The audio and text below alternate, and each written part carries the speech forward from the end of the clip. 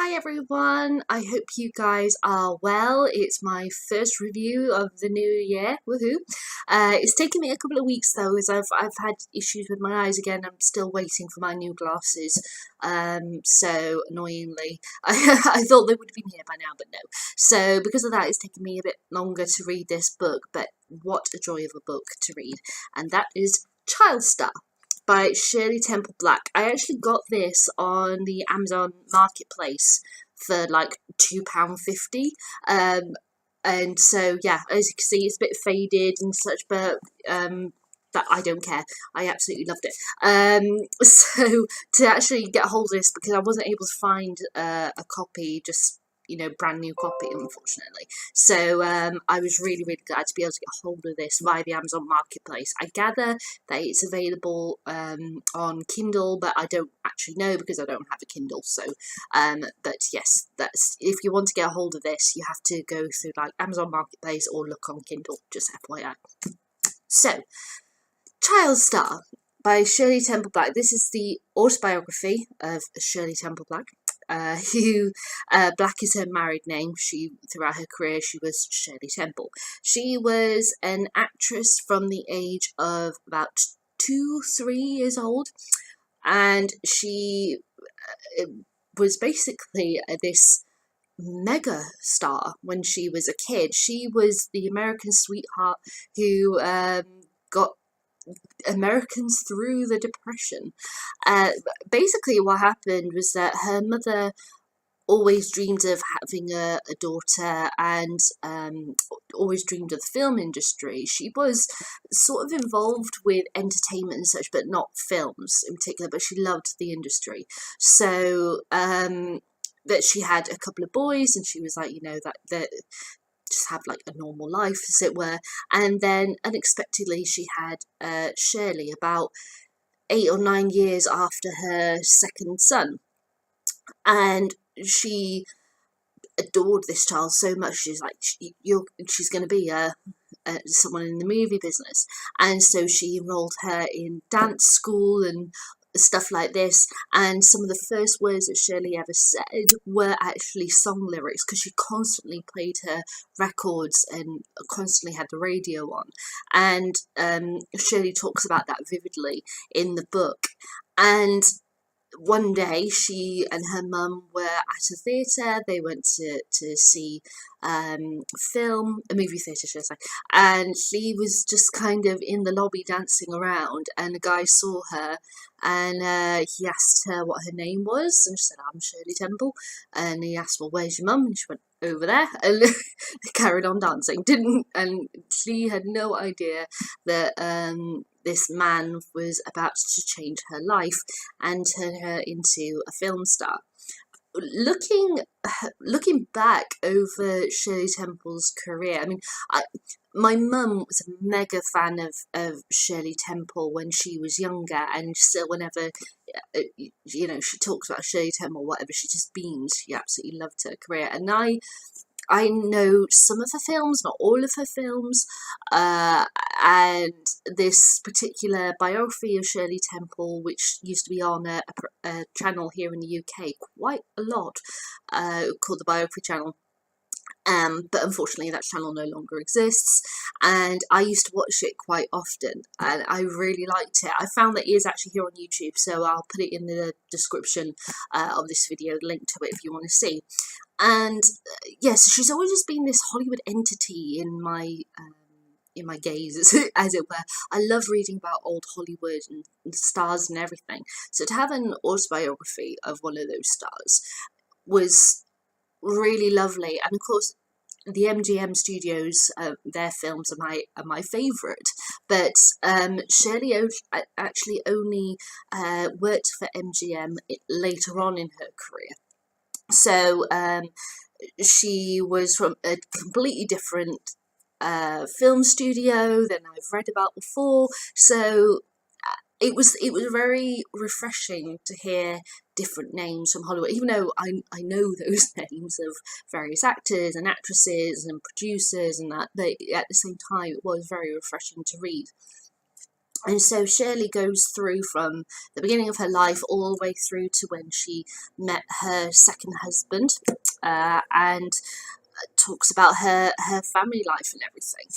It's very, very, very clear that Shirley was interested in politics very early on, and even in the chapters, and obviously when she wrote this in, I think it was the 1970s, she was very, very interested in politics. Oh, sorry, 1988 it was written, so quite a while later. She did get involved with politics later in her life, and had this amazing political career.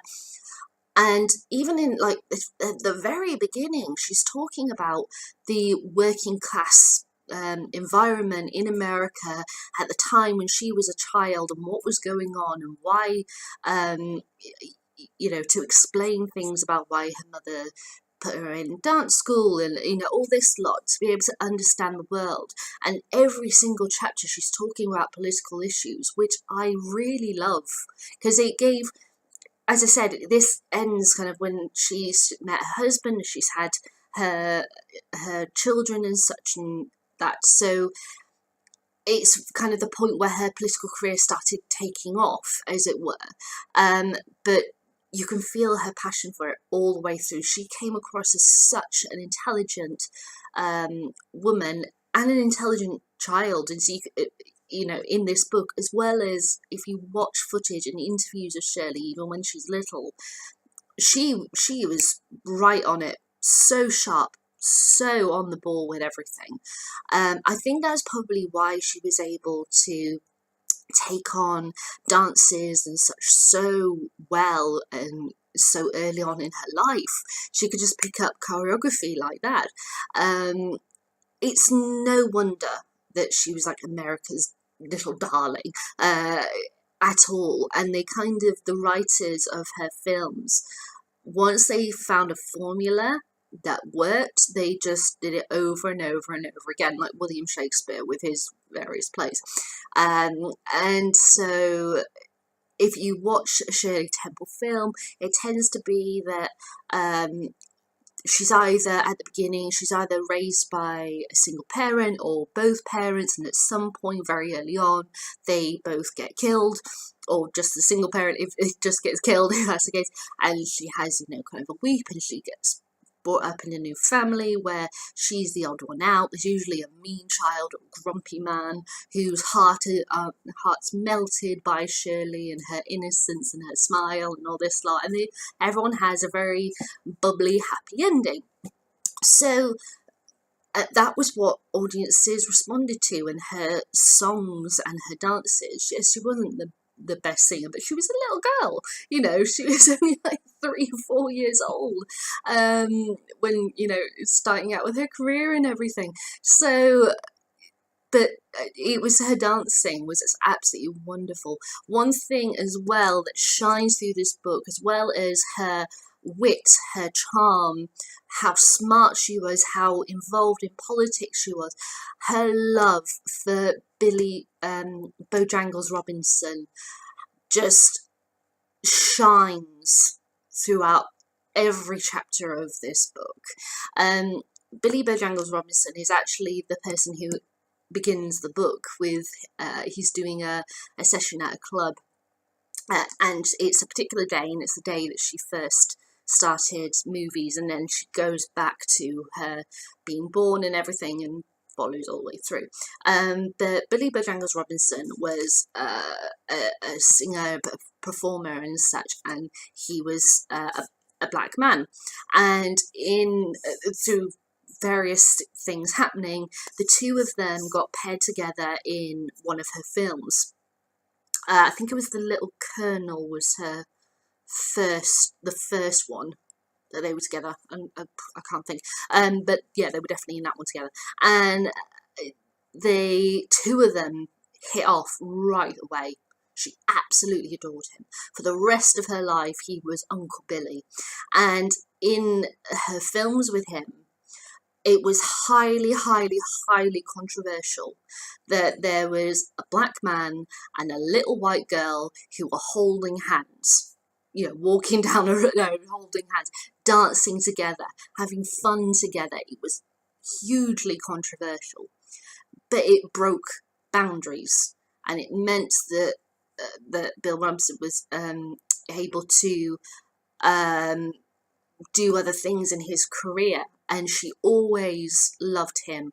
If you watch like the film reels of her birthdays and such, there's a really great one where he gave her a car, a little car, obviously because she was only about 6 or 7 at the time, but she's driving around in it, and he's like on the back, and they're going through the lot and waving at people, and the joy that you can feel off of them for this friendship that they share is stunning. And there's a beautiful bit where she's just given birth to her first child, her daughter, and she wrote, Uncle Billy Robinson telephoned asking if he could be godfather, a role had already been given to John Ford, so we settled on adopted godfather.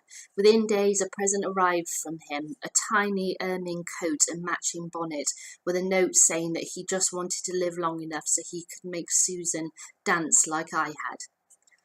Isn't it just little sentences like that? You can feel her joy and her beaming at this man, and it is undeniable the friendship that they had, the love that they had for each other, and you can just feel it on every page of this book.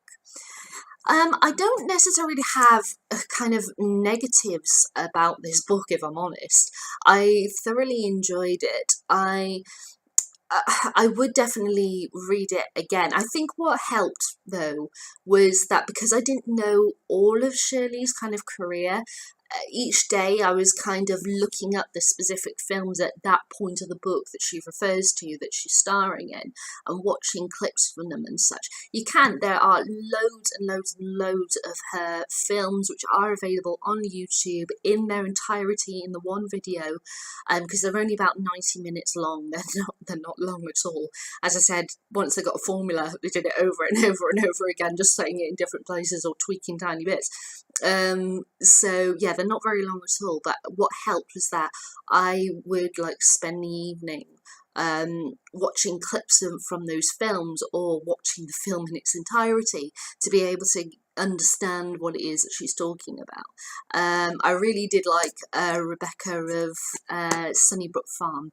I liked that one. Yeah, that was one. And Bright Eye is a good one as well, where aviation is a big focus on that one. But yeah, I think now, because as I said, because I didn't know her career in entirety, doing that as I read, it felt easier to understand kind of the specific things that she's talking about in regards to certain scenes, certain sequences, which are, very well known, but for me, they're not very well known. And I think reading it a second time round, I'll appreciate it more, because I've done that, looking at that up. So maybe you do need to be a bit of a fan to appreciate some sections of it, or maybe it was just me, I don't know, but I think I will enjoy it more a second time round because I've watched those clips and watched those films to be able to understand, various things. There's no denying that she was absolutely full of love and joy for life. She adored her children very, very, very much. Sadly, Shirley passed away it was like it'll be 5 years ago now. Now that we're in 2019. So she passed away about 5 years ago now. And all she wanted was a family and to be surrounded by love and everything. And I love her also that with her story, okay, there's some really horrible behind the scenes moments in regards to things that were said towards her or about her or anything, but there was nothing like addiction and stuff like that of the actual person who's the focus of the story. So for example, what I mean by that, like say for her first husband, he came off as a really nice guy, he was a soldier and everything, she quickly fell in love, she very quickly got married, and at 20 years old she found herself married to a an addict. He was addicted to alcohol, who didn't really care when she went into labour with her child. She ended up going to the hospital and giving birth all by herself and everything. And he suddenly decided he wanted to be in the film industry, and he had to star in her films with her. And it was just like, oh gosh. So she had her moments of being involved with toxic things, but they don't cripple her, as it were. They don't drag her down. She pulls herself up out of everything with a smile on her face and keeps going, full of love and joy. And I really love that about her. She was such a strong woman. She had this amazing career, amazing opportunities, had some wonderful friends always by her side, and her family. And so I would recommend Child Star by Shirley Temple Black. And that's all I can think of to say. So, have you read this book? I'd love to know what you think. You can leave me a comment in the comments box below, or give me a thumbs up, thumbs down, entirely up to you, I'll let you decide. And I'll be doing another video to announce what book I'm going to be reading next. Alright guys, bye!